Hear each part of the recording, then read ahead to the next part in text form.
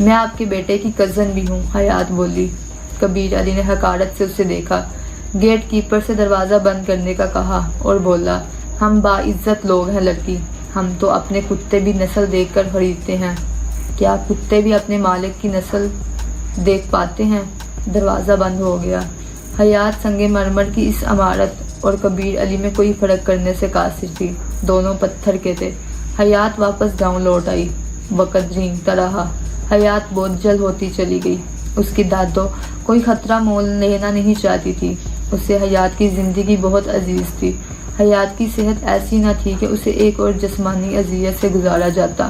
گاؤں میں طبی سہولیات کا فقدان تھا، وہ دن گن گن کر گزارنے لگی۔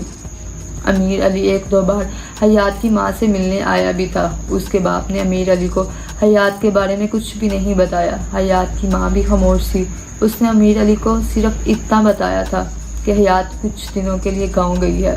حیات کی ماں ابھی بھی امیر علی سے مرعوب تھی۔ امیر علی نے کچھ رقم اس کے ہاتھ پر رکھی اور جلدی حیات کو واپس بلانے کا کہہ کر چلا گیا۔ حیات کا نشہ ٹوٹ رہا تھا، وہ ایک بار پھر کش لگانے کے لیے بے قرار تھا۔ دولت والے اتنے سنگ دل کیوں ہوتے ہیں؟ کیا وہ نہیں جانتے کہ جب سور پھونکا جائے گا تو انہیں خالی ہاتھ اس عدالت میں پیش ہونا پڑے گا جس میں صرف عدل ہوگا؟ اس دن انہیں اپنے اعمال کا حساب دینا پڑے گا۔ وہ دن صرف مظلوم کا دن ہوگا جسے اس کے صبر کا پورا صلہ دیا جائے گا اور ظالم کو گھسیٹ کر جہنم رسید کر دیا جائے گا۔ یہاں تو ظالم کے دل پر مہر لگا دی جاتی ہے تاکہ وہ زیادہ سے زیادہ اپنے لیے جہنم کا ایندھن اکٹھا کر سکے۔ مظلوم کو صبر اور برداشت کی نعمت سے سرفراز کر دیا جاتا ہے تاکہ اس کے جنت میں درجات بلند ہوتے چلیں۔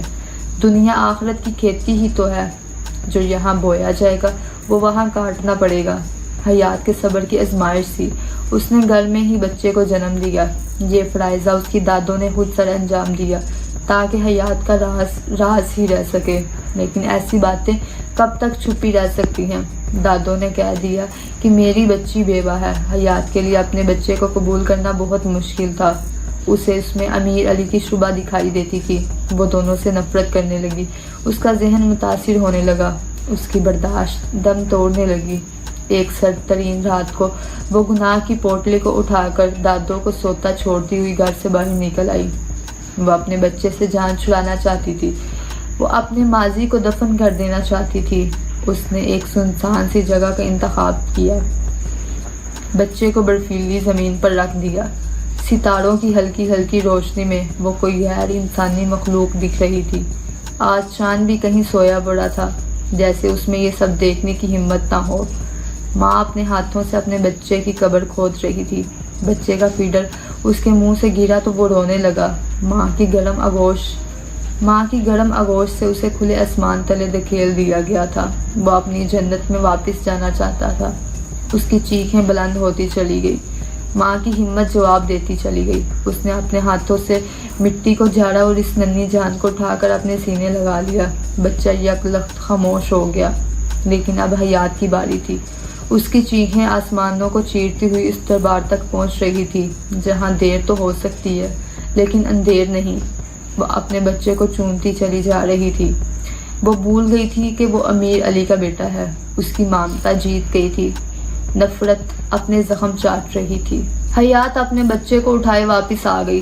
اس نے بچے کو لحاف سے نکالا۔ اس نے محسوس کیا کہ بچے کو بخار ہو گیا ہے۔ اسے ٹھنڈ لگ گئی تھی۔ صبح تک وہ تڑپتا رہا۔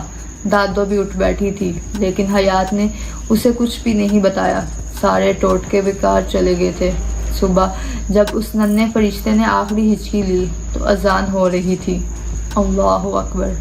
بے شک اللہ سب سے بڑا ہے، اس کی حکمتیں وہی جانے۔ ہمیں ہر حال میں سر جھکانے کا حکم ہے، لیکن ماں تو ماں ہوتی ہے نا، اور حیات کی ممتا تو آج رات ہی اس پر منو سلوا کی طرح نچھاور ہو گئی تھی۔ اس نے تو ابھی اس کا ذائقہ بھی نہیں چکھا تھا۔ وہ دوسری بار چیخنے لگی، وہ روئے چلے جا رہی تھی۔ اس نے منہ سے ایک لفظ نہیں نکالا، صرف اوپر آسمان کی طرف دیکھتی چلی جا رہی تھی، صرف جیسے وہ انصاف کی زنجیریں ہلانا چاہ رہی ہو۔ اس کی دادوں نے اسے اپنے سینے سے لگایا ہوا تھا۔ اچانک وہ خاموش ہو گئی۔ حیات اپنے بچے کا ماتم کرتے کرتے اپنے حواس کھو بیٹھی تھی۔ اسے دادوں نے چارپائی پر لٹا دیا۔ حیات بے ہوش ہو چکی تھی۔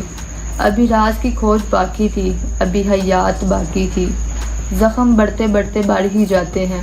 حیات کو زندگی نے بہت کچھ سکھا دیا تھا۔ شاید دکھ ہمیں سکھانے کے لیے ہی آتے ہیں، ہمیں سنوارنے کے لیے ہی آتے ہیں۔ غم نصیب والوں کو ہی ملا کرتے ہیں۔ یہی ہماری آزمائش بھی ہوتی ہیں۔ اگر ہم اپنے رب کی طرف رجوع کر لیں تو وہ رحمان ہمیں اپنے قرب کی لذت عطا کر دیتا ہے۔